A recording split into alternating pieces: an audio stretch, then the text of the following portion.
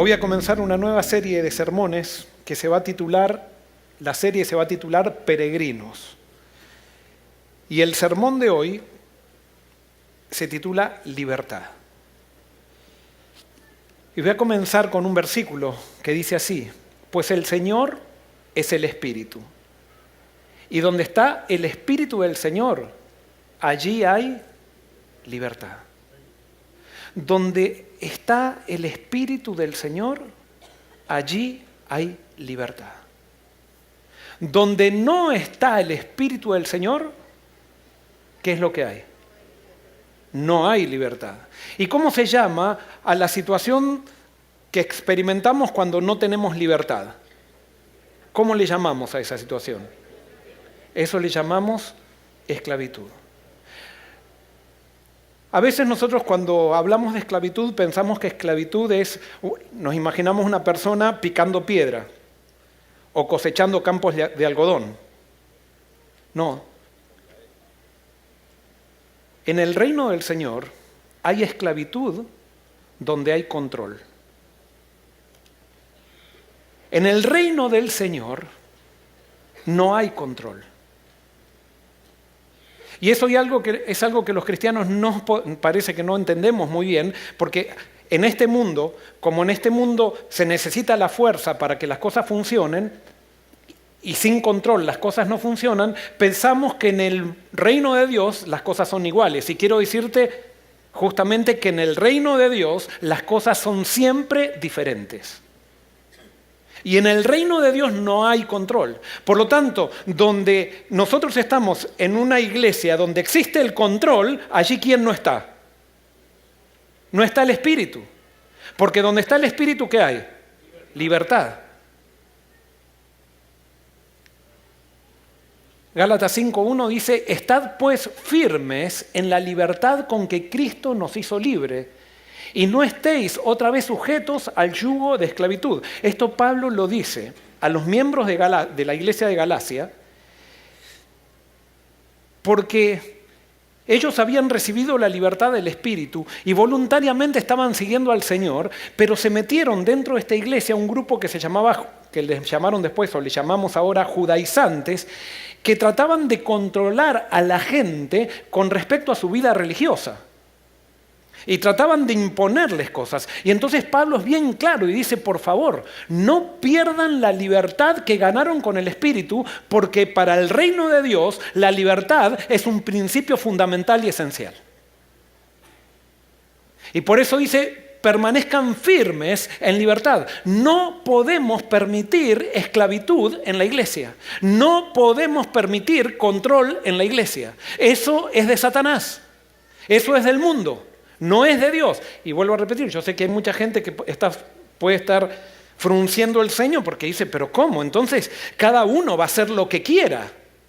Justamente, en el reino de Dios, el propósito de Dios es que cada uno haga lo que quiera. Haga lo que quiera en Cristo. Pero que sea voluntario. La religión no puede ser algo forzado. Tenemos que entender que cada disciplina religiosa tiene que salir del corazón. No puede ser manipulada, no puede ser obligada, no puede ser enforzada. Eso es parte de los reinos de este mundo y nosotros no podemos meter los métodos del mundo dentro de una iglesia. Y alguien puede decir: pero entonces, pastor, como recién decía, entonces va a ser todo un viva la pepa. No, busquemos el Espíritu. Nosotros preferimos, con tal de no entregarnos al Espíritu, con tal de no dejar que el Espíritu reine, entonces preferimos usar control. Pero cuando está el Espíritu, nadie tiene que controlar a nadie, porque el Espíritu es poderoso para movernos a todos.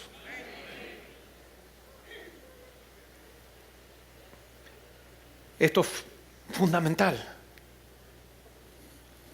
Juan 8:36 dice: así que si el Hijo los libera, serán ustedes verdaderamente libres. ¿Quién libera? El Hijo. Esa es la misión del Hijo. Jesús vino para liberar de cualquier tipo de esclavitud. Porque Dios es un Dios de libertad. En el reino de Dios el principio fundamental es la libertad. Y por eso estamos viviendo este proceso de injusticia. Si Dios no fuera un Dios de libertad, no estaríamos en este mundo de pecado. Y alguien puede decir, pero entonces, ¿qué, Dios nos empujó al pecado? No. Dios nos dio libertad para que nosotros estemos con Él, pero si nosotros no queríamos estar con Él, Dios dio la libertad que este mundo se aparte de Él. ¿Y por qué Dios permitió en su libertad que nosotros nos apartemos de Él? Para que volvamos nuevamente a Él por una decisión propia, no por una imposición de Él. Porque, vuelvo a repetir, en el mundo, en el reino de Dios, la coerción, la compulsión, la obligación, la coerción no existen. Y donde ustedes ven, en un sistema que se llama religioso, ustedes ven ese tipo de cosas, allí no está el Espíritu. Y no se enojen conmigo, enójense con Pablo, enójense con Jesús. Lastimosamente ya no creemos. Y como no creemos, queremos jugar a la iglesia y meter los métodos del mundo dentro de la iglesia. Salmo 118:5 dice, desde mi angustia clamé al Señor y Él respondió dándome ¿qué? Libertad. Eso es lo que Dios da. Dios da libertad. ¿Cuál era la misión del Mesías? Vamos a leerlo en Isaías, capítulo 61, que Jesús leyó este pasaje en la sinagoga de Nazaret, describiendo su propia misión. Y así dice Isaías 61, 1 y 2, describiendo la misión del Mesías. El Espíritu del Señor y Dios está sobre mí, por cuanto me ha ungido para anunciar buenas noticias a los pobres.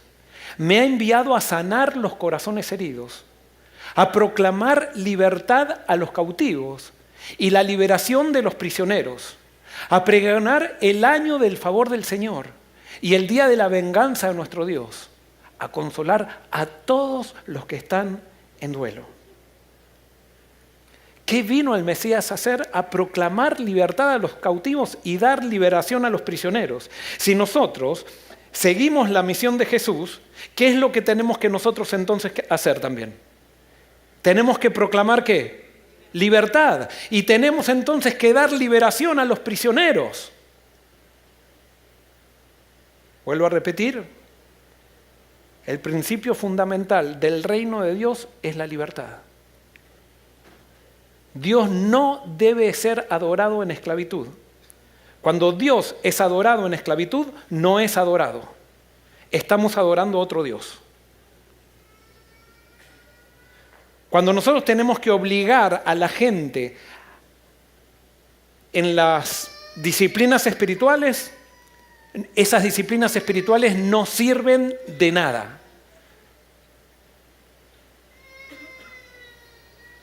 Cuando yo le tengo que poner condiciones a la gente para que haga algo, las personas no están haciendo las cosas voluntariamente. Hay una frase que yo muchas veces la he dicho aquí desde diferentes sermones en diferentes programas online,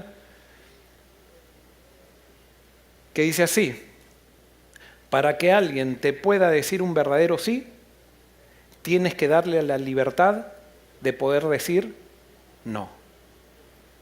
Y si tú no tienes la libertad de decir no, nunca vas a poder decir un sí. Y es por eso que la libertad implica la posibilidad de decir no. Eso no quiere decir que vamos a decir no. Pero cuando tú no tienes la libertad de decir no, entonces nunca vas a poder decir un sí del corazón. Puede ser que lo digas con la boca, puede ser que lo digas en tu parecer, pero en tu interior, si dices un sí obligado, siempre va a ser un no interior. Siempre. No algunas veces. Siempre un sí obligado es un no del corazón. Y por eso si tú quieres ganar amor obligando, perdiste. Si tú quieres ganar amor manipulando, no ganaste nada. Si tú quieres que alguien se entregue a Dios porque lo empujas, esa persona no se va a entregar a Dios. Dios no debe ser adorado en esclavitud. Dios debe ser adorado siempre en libertad. Testimonios para los ministros, página 360, dice así: los métodos de Satanás tienden a un solo fin: hacer que los hombres sean esclavos de otros hombres. O sea, los métodos de Satanás lo único que buscan, tienen un solo fin, es hacer que ciertas personas se sometan a otras personas. Y esto, es por eso, esos son los reinos de este mundo. ¿Se acuerdan quién fue el primer rey que, de acuerdo a los registros bíblicos que tenemos, quién fue el primer rey? A ver. Muy bien, Nimrod el cazador. ¿Y qué fue lo que hizo Nimrod apartándose de Dios? Dice que él estaba delante de Dios, se puso delante de Dios. Lo primero que hizo fue conquistar a seres humanos. Cada vez que se juntan, los seres humanos se juntan lejos de Dios, es para esclavizar a otro ser humano. Y por eso donde hay esclavitud, donde hay obligación, donde hay control, allí no está el espíritu. Y vuelvo a repetir, en el reino de Dios tiene que ser la empresa más libre que existe. Y si nosotros estamos en el reino de Dios, si nuestros templos, nuestras iglesias son una embajada del reino de Dios aquí en la tierra, aquí se tiene que vivir libertad. No puede haber control. Si los métodos de Satanás son esos, ¿cuáles son los métodos de Dios? Yo lo voy a parafrasear esto y podríamos leer esta cita diciendo: los métodos de Dios tienden a un solo fin: hacer que los hombres sean liberados de otros hombres. Lastimosamente, vuelvo a repetir, en este mundo, como este mundo es jerárquico, las personas que tienen autoridad en una posición muchas veces toman los elementos de este mundo y piensan que tienen la autoridad para controlar a la gente. Está bien. Eso funciona en el mundo, eso funciona en una empresa, eso funciona con la policía para que funcione la sociedad, porque nosotros somos toda gente pecadora que necesita control para funcionar bien. Eso en el mundo secular, en el mundo donde Dios no rige. Sin embargo, en el mundo donde está Dios, nosotros no podemos someternos a ningún hombre. Es más, eso la Biblia lo llama pecado. Cuando nosotros nos dejamos someter por otro ser humano, eso es pecado. Pero ¿saben qué? Es muy cómodo vivir sometidos a otros seres humanos. Y la Biblia prueba en su narrativa que los seres humanos muchas veces prefieren la comodidad de la esclavitud que la incomodidad de la vida de fe. Y yo te hago una pregunta. ¿Cuál es la vida que tú prefieres? Dios no te llamó para esclavitud, te llamó para una vida de fe. Te hago otra pregunta. ¿Será que tú eres una persona manipuladora en tu casa?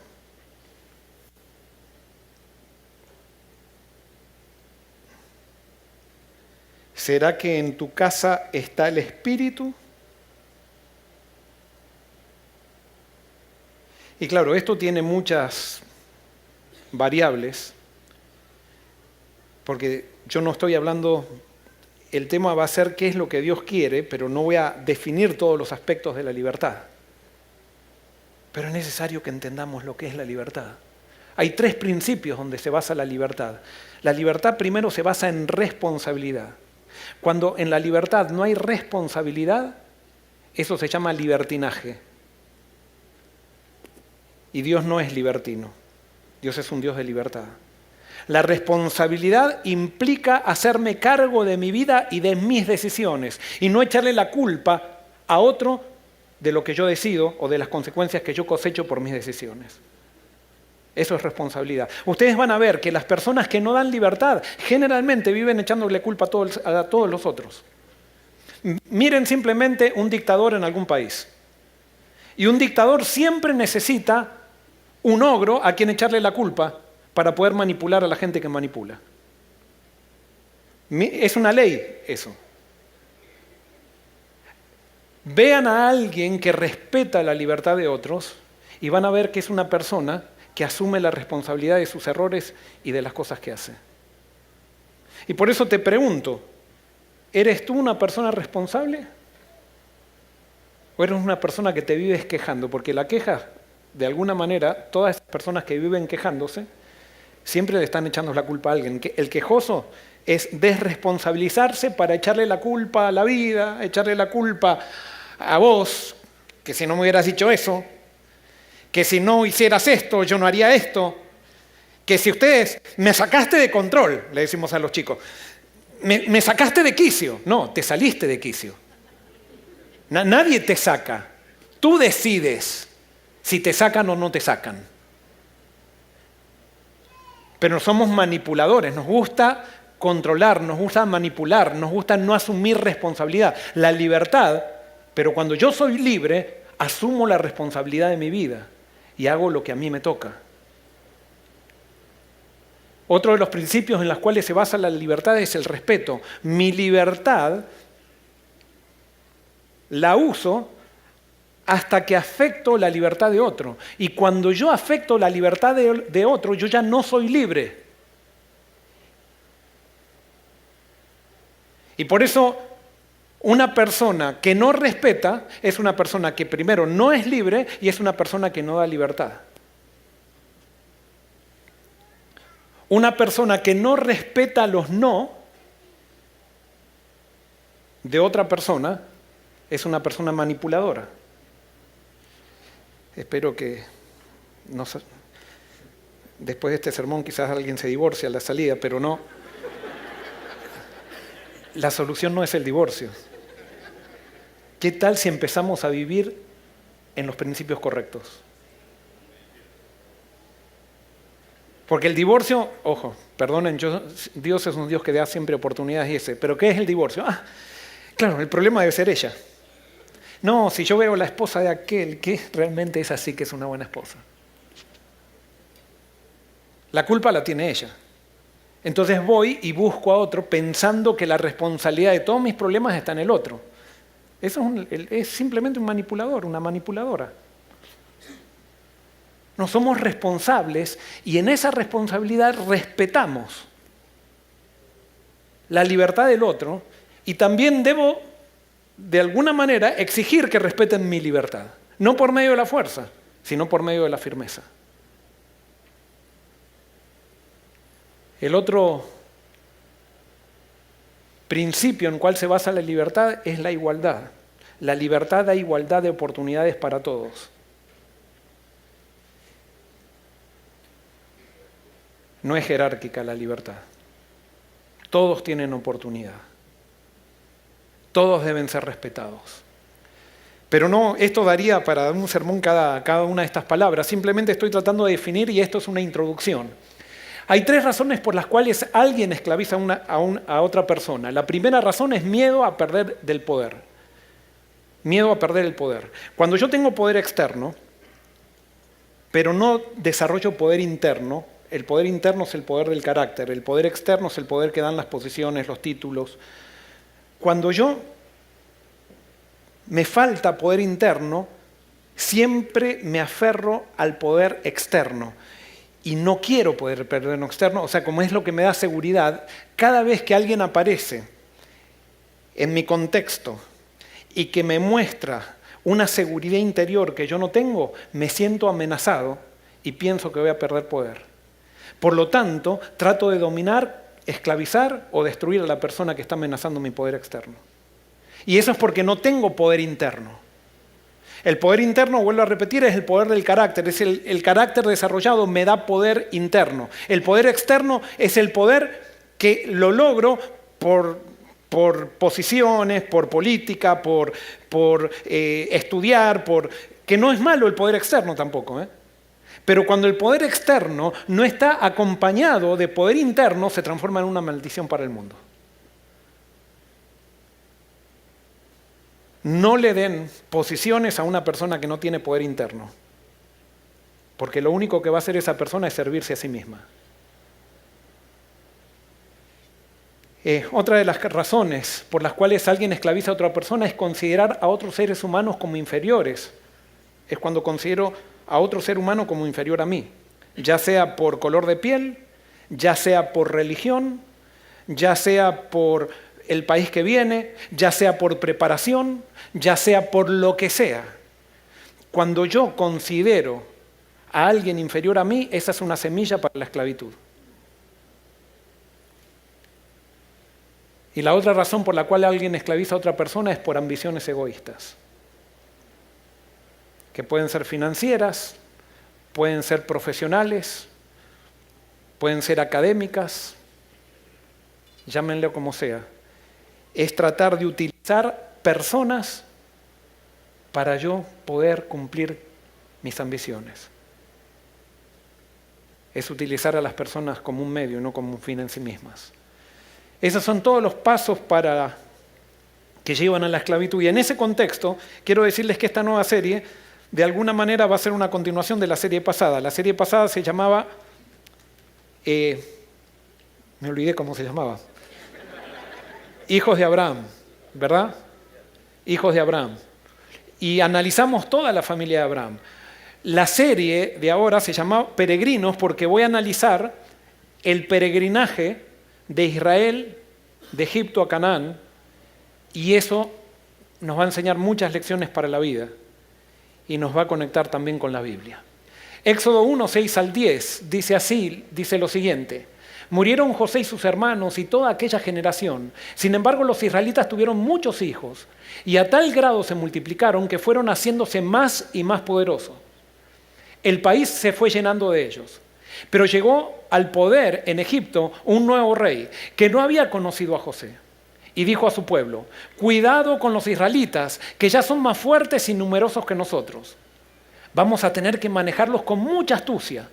De lo contrario, seguirán aumentando.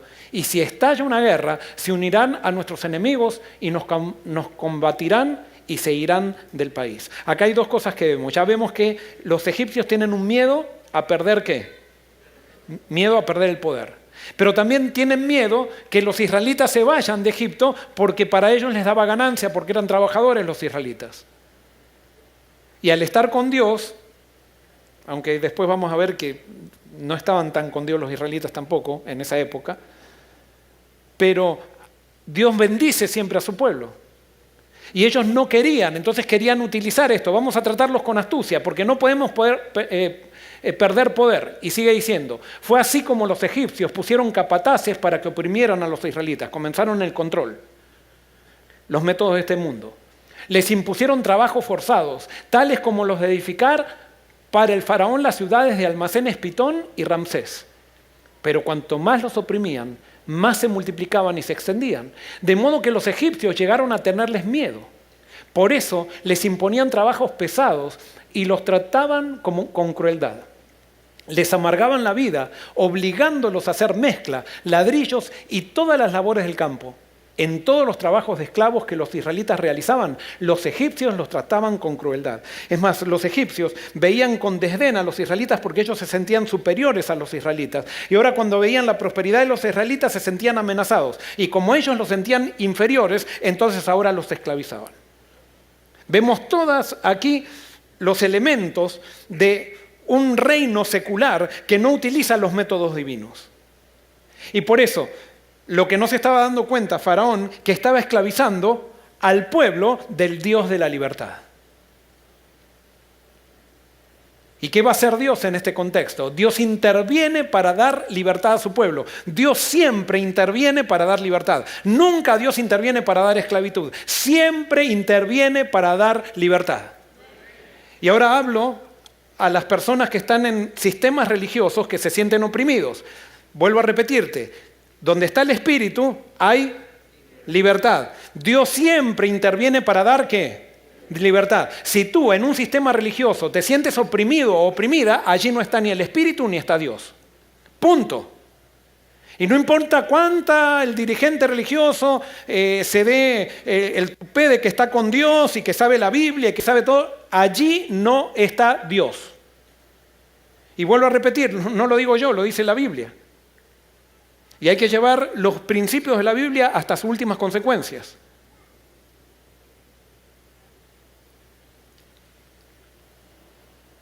Dios interviene para dar libertad a su pueblo. Ahora, es interesante que Dios interviene. Nosotros sabemos la historia del Éxodo. Dios saca a Israel de Egipto y Dios lo primero que hace es declarar los principios de su reino, declarar los principios de su gobierno. ¿Cómo? ¿Les da qué? ¿Qué les da? Muy bien, los 10 mandamientos, que nosotros los llamamos mal, y yo ya prediqué de esto en la pandemia, y si quieren vayan a los sermones que hablé de esto en la pandemia, no voy ahora a profundizar mucho esto, pero esto no se llamaban los 10 mandamientos para los judíos. ¿Cómo se llamaban? Las 10 palabras, eran 10 declaraciones, no eran 10 mandamientos. Pero ¿por qué nosotros nos llamamos mandamientos? Porque nosotros vivimos en un esquema también de esclavitud con Dios. Pensamos que Dios nos esclaviza a nosotros, y Dios no quiere esclavizarnos. Es más, a tal punto pensamos que Dios nos esclaviza que cuando le enseñamos a los chicos la ley de Dios, le decimos, ¿cuál es el primer mandamiento? ¿Cuál decimos que es el primer mandamiento? No, de los 10 mandamientos, que le llamamos mandamientos. No tendrás dioses ajenos delante de mí. Y ustedes ya saben, los que siguen desde la pandemia, que no es así. El primer mandamiento no es ese. ¿Cuál es el primer mandamiento o la primera palabra? Mejor dicho, la primera declaración. ¿Cuál es? La primera declaración, eso investíguenlo en internet, investíguenlo con los judíos, pregúntenle a un judío, y para un judío esta es la primera palabra. Este es el primer mandamiento. Yo soy el Señor tu Dios. Yo te saqué de la tierra de Egipto donde vivías como esclavo. En otras palabras, la primera declaración que hace Dios en la ley que Él escribió con su dedo dice, yo soy libertad. Yo soy tu libertador. Yo te saqué de esclavitud. Es una declaración de libertad de la que hace Dios cuando declara los principios de su reino. En mi reino no hay obligación, en mi reino no hay compulsión, en mi reino no hay coerción, en mi reino hay libertad porque yo soy libertador. Entonces, cuando nosotros aceptamos el principio del gobierno de Dios, lo primero que tenemos que aceptar es que Dios es libre y que Dios es liberador. Y que Él nos libera. Y cuando Él nos libera, los otros 9 mandamientos se transforman en promesas, que son declaraciones. Cuando yo sea tu libertador, no vas a tener dioses ajenos delante de mí, ni te vas a hacer imagen. Y ahora les voy a explicar por qué. O sea, cada mandamiento que nosotros le llamamos mandamiento se transforma en una promesa por medio de la liberación que Dios me da, porque Dios me libera de la esclavitud de la obligación, me libera de la esclavitud del trabajo para darme descanso. Y es hermoso porque uno de los mandamientos que nosotros decimos que es el principal para nosotros los adventistas, que no es el principal para mí, pero sí es muy importante, porque todos son importantes. Perdonen, voy a tomar agua. ¿Cuál es el mandamiento que nosotros pensamos que es el principal? El cuarto, ¿verdad? Y sí, es muy importante el cuarto. Porque fíjense lo que dice el cuarto mandamiento. Y no lo lean en Éxodo 20, léanlo en Deuteronomio 5. Y en Deuteronomio 5 dice así, observarás el día de reposo y lo santificarás como yo, el Señor tu Dios, te lo he ordenado. Durante 6 días trabajarás y harás toda tu obra, pero el séptimo día es ¿qué? Es reposo. ¿A quién le está hablando Dios? ¿A un grupo de qué? De esclavos que les obligaban a trabajar todo el tiempo. Y ahora Dios establece un principio, dice, no, yo como no soy esclavizador, como yo soy Dios de libertad, yo ahora te voy a ordenar que descanses, no que trabajes. Tú estás acostumbrado a que te exijan trabajo y yo lo que te pido es descanso. Y sigue diciendo, no harás en él ningún trabajo, ni tú, ni tu hijo, ni tu hija, ni tu sierva, ni tu criada, ni tu buey, ni tu asno, ni ningún animal tuyo, ni el extranjero que viva dentro de tus ciudades, para que descansen su siervo y tu criada lo mismo que tú. Ahora fíjense, en este descanso Dios incluye a todos. Todos en el descanso de Dios quedan al mismo nivel, ya no hay siervo, no hay sierva, todos hacen lo mismo. No es que Dios le dice al jefe que descanse un poco, el esclavo que no descanse tanto. No, dice todos son igualados en los principios de mi reino. Y sigue diciendo, fíjense por qué debían ellos descansar el séptimo día. Lo resalté en letras doradas, dice: acuérdate que fuiste siervo en tierra de Egipto y que yo, el Señor tu Dios, te saqué allá con mano fuerte y brazo extendido. Por eso yo, el Señor Dios, te ordeno que observes el día de reposo. Basta de trabajo, vas a descansar, porque yo soy un Dios de libertad, no de esclavitud. Nosotros sacamos el primer mandamiento, y vayan a los eruditos del cristianismo occidental y ellos dicen, no, el primer mandamiento, o sea, ellos dicen, es una introducción. Cuando Dios dice, yo soy el liberador, esa es la introducción a la ley de Dios. Y sacamos ese mandamiento y pusimos el mandamiento de mandamiento. Y ahí sí, la ley se transformó en mandamientos. Pero si dejamos la ley como realmente es, la ley es un sistema de vida que Dios provoca cuando me libera del pecado. Cuando Dios me da su Santo Espíritu, Él pone la ley en mi corazón y yo ya no necesito ser obligado, yo no necesito ser compulsionado, o que alguien con compulsión venga y me diga, hay que hacer esto, hay que guardar, hay que hacer, hay que no hacer. No, yo lo vivo porque tengo el Espíritu en mi vida, tengo el Espíritu de Cristo que me une nuevamente a Dios y yo entonces reflejo su imagen. No necesito que nadie me obligue a seguir a Dios. Es cuando falta el Espíritu y queremos simplemente cumplir con la forma que utilizamos el control. Jesús de más adelante, Mateo 11, 28 al 30, sabiendo que Él es el cumplimiento de todo, Él es la consumación de la ley, Él es la consumación de los mandamientos. Jesús dice, vengan a mí todos ustedes, los agotados de tanto trabajar, vengan a mí todos los esclavos, que están viviendo por obligación las cosas, que yo los haré descansar. Lleven mi yugo sobre ustedes y aprendan de mí que soy manso y humilde de corazón y hallarán descanso para su alma, porque mi yugo es fácil y mi carga es liviana. Jesús es nuestro descanso. Y Él tiene que ser nuestro permanente descanso. Él me llena mi corazón de su espíritu para que yo quede en armonía con Dios y viva voluntariamente en los principios de su reino. Eso es verdadera libertad. Hay 3 razones, y esto voy a pasarlo rápido, 3 razones por las cuales el pueblo de Dios cae en esclavitud. Nosotros vimos que siempre Dios decía, si tú sigues conmigo nunca vas a ser esclavo, pero en el momento que te apartes de mí vas a caer en esclavitud. Y como Pablo decía, permanezcamos firmes en la libertad que recibimos en el Espíritu. Pero ¿saben qué? El pueblo de Dios también, como nos da miedo vivir por fe. Entonces muchas veces damos pasos que nos llevan a la esclavitud. Y en el pueblo de Dios, ¿cuáles eran esos pasos? Primero era adorar a Dios a través de otros dioses. Cuando los israelitas caían en idolatría, no eran que decían, no queremos saber nada más con Dios. No, ellos lo que hacían era adorar a Dios junto con los dioses paganos, adorar a Dios a través de las características de los dioses paganos. No era que ellos se hacían ateos de Dios para adorar ahora a dioses paganos. No, ellos decían, vamos a adorar a Dios a través de estas imágenes. Y por eso el segundo mandamiento, o la segunda palabra, dice, no te harás imágenes ni ninguna semejanza, no tendrás dioses ajenos delante de mí. En otras palabras, cuando vengas a mí, dice Dios, ven directamente a mí.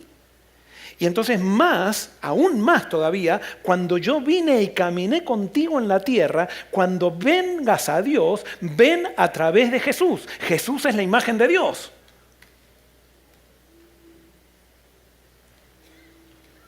Pero no me adores a mí con las características de otros dioses.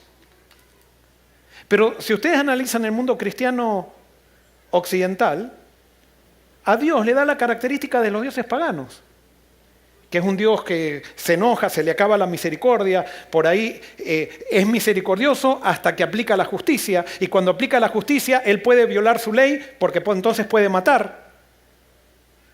Pero decimos, Dios no puede mentir nunca, pero sí puede matar cuando se le antoja. Decimos, la ley es un reflejo del carácter de Dios, pero después decimos, no, pero Dios puede violar su ley, al final puede violar matando a la gente, destruyendo a la gente. Y tenemos un montón de inconsistencias que no van con el espíritu de Cristo. Sí, con la letra de la Biblia quiero decirles que podemos hacer cualquier doctrina, y por eso hay tantas iglesias. ¿Saben por qué hay tantas iglesias cristianas? Es por el hecho que hemos hecho de la letra de la Biblia el centro, lo que nos identifica. Cuando la Biblia dice claramente que lo que nos identifica tiene que ser Cristo. El Espíritu de Dios. Ahora, 3 razones por las cuales el pueblo cae en esclavitud. Y ya les dije, fíjense esto, para dar un ejemplo, en Éxodo 32:5 dice, cuando los israelitas van a adorar el becerro de oro, lo describe así.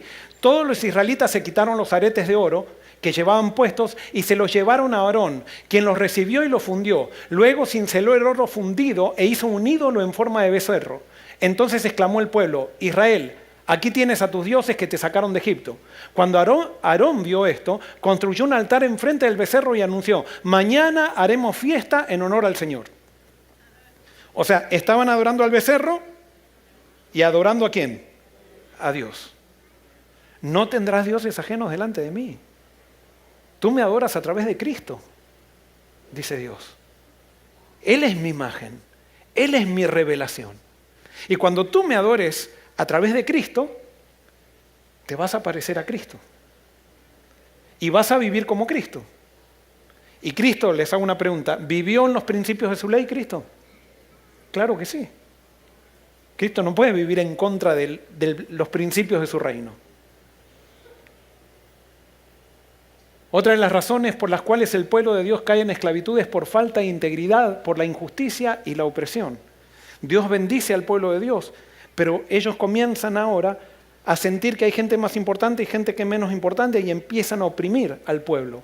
Y por eso en Amós 5, 11 al 3 y 27 dice, por eso, como oprimen a los pobres y les exigen un impuesto sobre el grano, no vivirán en las casas de piedra labrada que han construido, ni beberán del vino de los selectos viñedos que han plantado. Yo sé cuán numerosos que son sus delitos, cuán grandes sus pecados. Ustedes oprimen al justo, exigen soborno y en los tribunales atropellan al necesitado. Por eso en circunstancias como estas guarda silencio el prudente, porque estos tiempos son malos. Por lo tanto, los mandaré al exilio más allá de Damasco. Cuando nosotros comenzamos a oprimir al pobre, cuando empezamos a hacer jerarquías dentro del pueblo de Dios, eso nos lleva a la esclavitud. Y donde ustedes vean un sistema que esté en jerarquías, ese sistema está en esclavitud. No está el Espíritu de Dios allí. Habría mucho para hablar. Y otra de las razones por las cuales el pueblo de Dios cae en esclavitud es por la alianza y dependencia de otras naciones extranjeras. No me voy a ocupar demasiado de eso. En Isaías habla cómo Israel quería, en vez de seguir el consejo de Dios y del profeta Isaías, de decir, entréguense a Babilonia, ellos querían confiar en Egipto y iban y ponían su confianza en Egipto y no seguían lo que el profeta, especialmente Jeremías, después decía, entréguense a Babilonia, ríndanse a Babilonia porque allí va a estar, allí es donde Dios está actuando. No, ellos querían buscar ayuda humana. El brazo humano. No me voy a detener en eso. ¿Qué es lo que voy a hacer en esta serie? Es interesante porque vamos a notar que Éxodo y Apocalipsis tienen un paralelismo impresionante. Y por eso lo de Éxodo nos va a ayudar en nuestra vida personal, pero también nos va a ayudar a saber cuál es el papel que tenemos como pueblo en el último tiempo. La mayoría de los elementos del Apocalipsis son sacados del peregrinaje o de las circunstancias de Israel en el Antiguo Testamento. Y por eso cuando leemos el Apocalipsis no podemos dejar de estudiar las figuras del Antiguo Testamento. Y vamos a ver que hay muchas figuras que vamos a evaluar durante esta serie. Éxodo, Dios muestra, es la liberación ¿de qué? De Egipto. Pero en Apocalipsis es la liberación ¿de qué? Es la liberación de Babilonia. En el caso de Éxodo hay unas variantes. En el caso de Éxodo, Dios libera a su pueblo de un reino secular. Pero en el Apocalipsis, Dios libera a su pueblo ¿de qué? De un reino cristiano. de un reino cristiano que utiliza los métodos del mundo para llevar adelante el cristianismo. Y esa es la diferencia. A ese reino se le llama Babilonia en el Apocalipsis. Es un reino que utiliza la fuerza para llegar a los objetivos espirituales. Y Pablo decía que donde se utiliza, mejor dicho, donde hay esclavitud no está el espíritu. Donde está el espíritu hay ¿qué? Hay libertad. Donde está el espíritu no hay Babilonia. Donde está el espíritu se ha salido de Babilonia. Se está yendo hacia la nueva Jerusalén. Dios ha liberado, como liberó al pueblo de Egipto, han entrado en el desierto. Los que están en el espíritu han entrado en el desierto por la fe para llegar a la Canaán celestial. Pero los que viven de la obligación, los que utilizan los métodos de la coerción, todavía viven ¿en dónde? En Babilonia. Y necesitan ser liberados. En Éxodo, Dios levanta un profeta. ¿A quién levanta? A Moisés, que es el instrumento de liberación. En el Apocalipsis, Dios también levanta un profeta. ¿A quién? Al Elías. Ahora, el Elías es interesante. El Elías en el Apocalipsis ya no tiene una connotación de un personaje, sino que es todo un movimiento. Y es interesante, si ustedes analizan el Apocalipsis, ese movimiento tiene las características de Elías y ¿de quién más? Y de Moisés. Lean eso en Apocalipsis capítulo 11. En Éxodo, Dios da una profecía y dice, los tomaré como mi pueblo y seré su Dios. Entonces sabrán que yo soy el Señor su Dios, que los libró de la opresión de Egipto. Los llevaré a la tierra que bajo juramento prometí dar a Abraham, Isaac y Jacob. Yo, el Señor, la daré a ustedes como posesión. Dios da una profecía. Ahora, les hago una pregunta. ¿El hecho que Dios diera una profecía quería decir entonces que los israelitas tenían que quedarse durmiendo y esperando un día que venga un ángel y los levante y los lleve hasta Egipto? ¿Qué tenían que hacer los israelitas? Tenían que cumplir esa profecía. Cuando Dios da una profecía, Dios está estableciendo un plan. Pero Dios nunca hace la profecía solo. Siempre la profecía la hace con su pueblo. Entonces, nosotros como pueblo, y esto también lo prediqué en la pandemia, nosotros como pueblo no podemos estar esperando que se cumpla la profecía. ¿Qué tenemos que hacer? Tenemos que cumplir la profecía. Tenemos que leer lo que la profecía dice y tenemos que ir a cumplirla. Los israelitas no hubieran llegado a Canaán si se hubieran quedado esperando que se cumpla la profecía. No, Dios cuando da una profecía es su plan para su pueblo. Y su pueblo, como sabe que es el plan de Dios, simplemente la cumple y sabe que Dios se hace cargo del resultado. Dios en el Apocalipsis nos da una profecía. Y es una profecía grande que está dividida en 7 profecías. Y en esas profecías Dios nos dice que si cumplimos la profecía, Él se hace cargo de los resultados. Y ahora quiero decirte, hermano y hermana, basta de esperar que se cumpla la profecía. Basta de esperar la ley dominical. Basta. No, el Apocalipsis está dirigido para el pueblo de Dios, para que el pueblo de Dios cumpla la profecía. Y la primera profecía del Apocalipsis es aceptar a Cristo para recibir arrepentimiento. Esa es la profecía que tenemos que cumplir, arrepentirnos, cambiar la mente con respecto a Dios.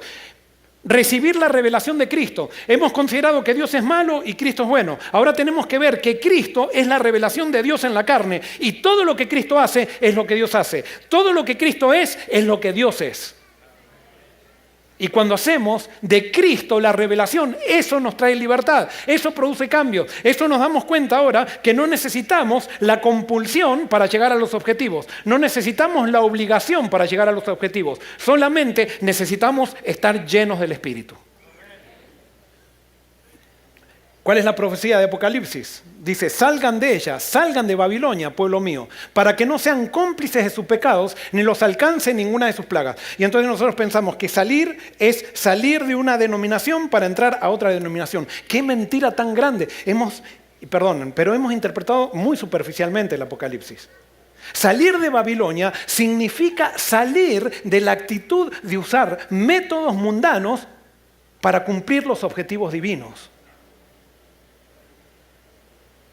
Si tú eres un manipulador, no te sirve de nada dejar la iglesia tanto para venir a la iglesia tanto y sigues siendo manipulador. Tú sigues en Babilonia. Si tú eres un caprichoso o una caprichosa, estás en Babilonia.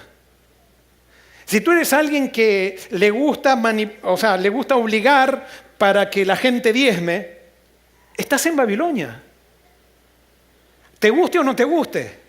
Y no te llenes la boca condenando a otra denominación porque el número de su nombre da 666. ¡No! Sí, el número de su nombre, pero cuando habla del número de su nombre está hablando de carácter. El carácter de la bestia es un sistema religioso que utiliza la obligación para llegar a los objetivos espirituales. Eso es la bestia. No es una denominación. Y donde se utiliza la fuerza para llegar a los objetivos espirituales, allí está Babilonia. Y por eso, en Apocalipsis, yo veo que el pueblo de Dios, ¿dónde está? ¿Dónde está el pueblo de Dios? ¿Qué dice ahí? ¿Salgan de ella? Estamos todos en Babilonia. Tenemos que salir de Babilonia por medio del conocimiento de Cristo, levantando a Cristo. Hemos levantado una institución, instituciones religiosas, y hemos hecho de las instituciones religiosas nuestro fin. Cuando es Cristo el que nos identifica. No es una institución religiosa. Y ojalá que todos los que estamos en denominaciones levantemos a Cristo, y no importa dónde estemos, si levantamos a Cristo vamos a tener el mismo espíritu y vamos a estar unidos y vamos a salir de Babilonia.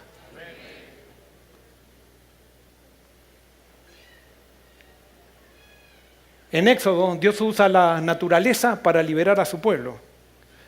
En Apocalipsis, Dios usa la naturaleza también para liberar. No me voy a detener en ese concepto. En Éxodo, Dios hace un censo antes de la conquista. Qué interesante. Y Apocalipsis, uno de los hechos más importantes es que Dios hace un éxodo antes de la conquista. Nada más que en Éxodo Dios hace un censo dentro del pueblo de Israel. En el Apocalipsis, también dentro de Israel espiritual, que sería el cristianismo, los seguidores de Jesús, porque eso es Israel en el Nuevo Testamento, son aquellos que siguen a Jesús. ¿Para salvar a quién? Para salvar al mundo. Dios no hace un censo para salvar a la gente del censo. Hace un censo para conquistar, pero a diferencia del pueblo de Israel, que se quedó, como no conocía bien a Dios, y siempre se quedó corto, el pueblo final va a conquistar de acuerdo a las herramientas del reino de Dios, por la proclamación del evangelio, de la buena noticia, y no a través de la fuerza y a través de la espada, porque no es con ejército ni con fuerza, sino con ¿qué? Con mi espíritu. Eso no lo entendió Israel, y por eso Dios lo podía llevar a Israel solamente a la Canaán terrenal. No, cuando Dios lleve a Israel a la Canaán celestial, vamos a tener que utilizar los métodos divinos para conquistar. No es proselitismo, no es propaganda religiosa, no es a ver cómo cumplimos la estadística para ver cuántos conversos tenemos. Es todos reflejando a Cristo y llevando el Espíritu de Dios a todas las naciones. Conclusión.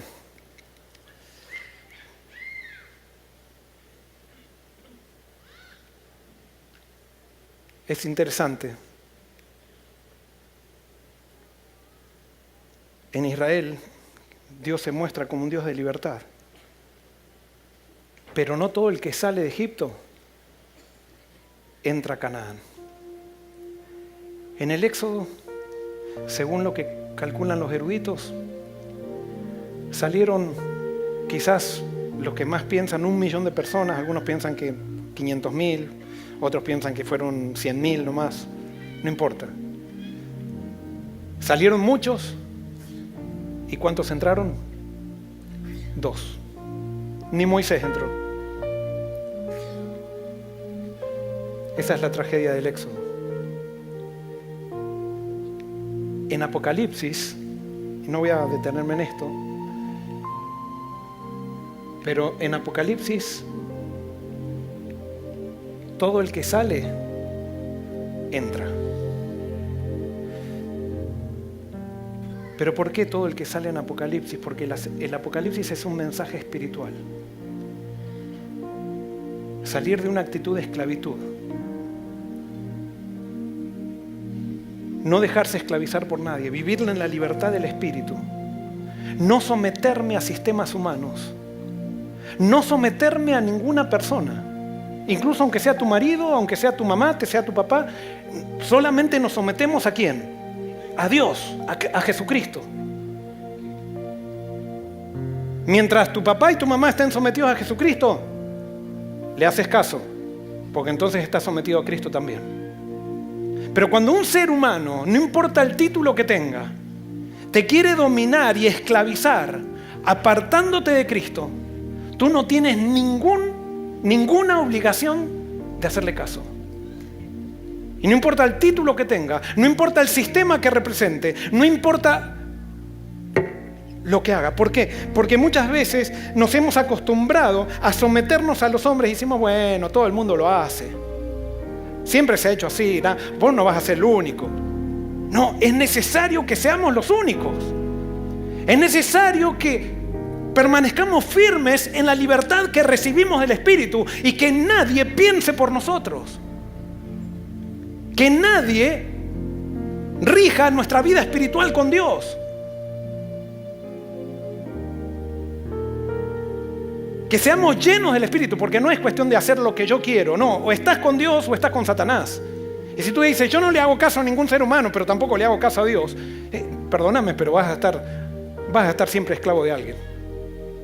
La libertad, el único que da libertad es Cristo. Y esa libertad viene por medio de una transformación del corazón que Dios hace para ponernos en armonía con los principios de su reino. Y una vez que entramos en armonía con los principios de su reino, ahí comenzamos a vivir la etapa más fascinante de nuestra vida. Sí, hay que salir, porque cuando Dios nos manda a salir de Babilonia, decimos, ¿y qué vamos a hacer si todo el mundo está dentro? Si acá tengo los negocios, acá tengo esto, acá tengo lo otro. Sal al desierto, porque si bien el desierto es amenazante, cuando vives por Dios, cuando vives con Dios, cruzando un desierto y lo vives con fe, Dios en el desierto se revela a ti de la manera más grande que alguna vez lo hayas visto. Es en el desierto que Dios se hace grande. Es en el desierto que te quiere quemar el sol donde Dios pone una nube. Es en el desierto que te mata de sed que Dios saca agua de la roca. Es en el desierto que estás amenazado con el hambre y Dios te manda el maná. Es en el desierto que Dios se hace grande cuando tú vives por fe en Él. Y cuando tú vives en el desierto por la fe en Dios, te da lo mismo estar en el desierto o en Canaán.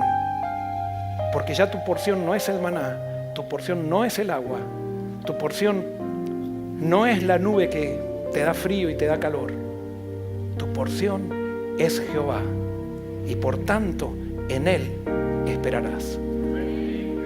Que Dios nos bendiga y yo te invito a que empecemos este peregrinaje con el Señor.